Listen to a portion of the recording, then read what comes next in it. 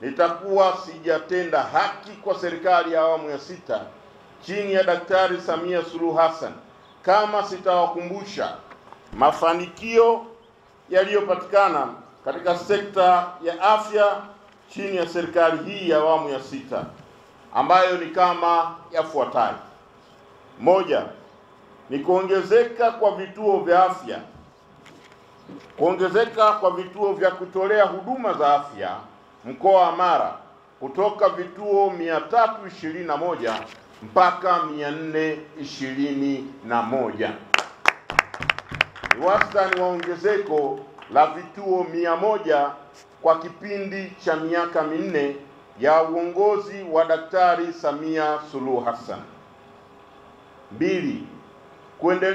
Kuendeleza ujenzi wa hospitali ya rufaa ya mkoa wa Mara, kwa maana hospitali ya Mwalimu Nyerere almaarufu hospitali ya Kwangwa. 3.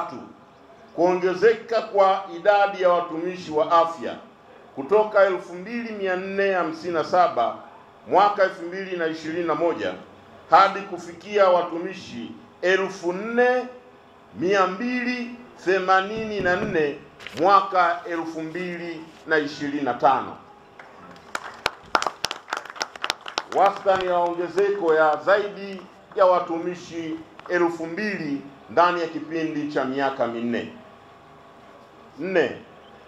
Kuongeza idadi ya madaktari bingwa kutoka 6 mwaka 2021 hadi 14 mwaka 2025. Kuimarisha kwa upatikanaji wa dawa muhimu kutoka 80.4 kwa mwaka 2021 hadi kufikia 84.9 ilipofika Septemba 2025. Mimi nilipata ajali tarehe 18 mwezi wa kwanza mwaka 2022 ambayo ilipelekea nilivunjika miguu yote miwili, kwenye mapaja mguu wa kushoto na kwenye paja mguu wa kulia na kwenye enka mguu wa kushoto. Nililetwa hospitali, lakini nimefanywa huduma na daktari bingwa wa mifupa Dr. Elias.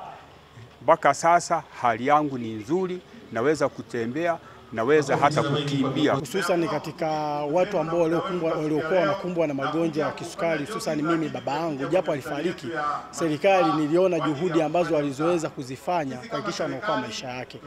Pia serikali imejitahidi sana katika kuboresha kliniki za watu ambao ni wagonjwa wa kisukari kwa juhudi kubwa sana. Hivyo nina imani na serikali yangu kwamba wametumia juhudi kubwa kuhakikisha serikali hii ya Jamhuri ya Muungano wa Tanzania katika sekta ya afya inafanya vizuri. Naitwa Imakrata Domisiani, mkazi wa kata ya Kwangwa. Naishukuru serikali yangu kwa kuongeza kipimo cha CT scan katika hospitali ya kumbukumbu Mwalimu Nyerere, ambapo imeweza kutusaidia. Pia mimi kwa mzee wangu alikuwa ana stroke. Kwa sasa anaendelea vizuri, anatembea na anaweza kula peke yake. Kwa hiyo naishukuru serikali yangu kwa juhudi nyingi inayozifanya katika kipande cha afya. Ninashukuru serikali imetutendea haki katika kuboresha afya katika kituo chetu cha afya cha Nyasho, na watu wanapata huduma zao kwa ukamilifu bila wasiwasi wa aina yoyote. Na huduma sasa hivi ni safi na vyombo vya tiba vipo vya kutosha, na huduma za mama mzazi na watoto ni nzuri. Serikali kwa jumla imetuboreshea mazingira ya kituo cha afya cha Nyasho.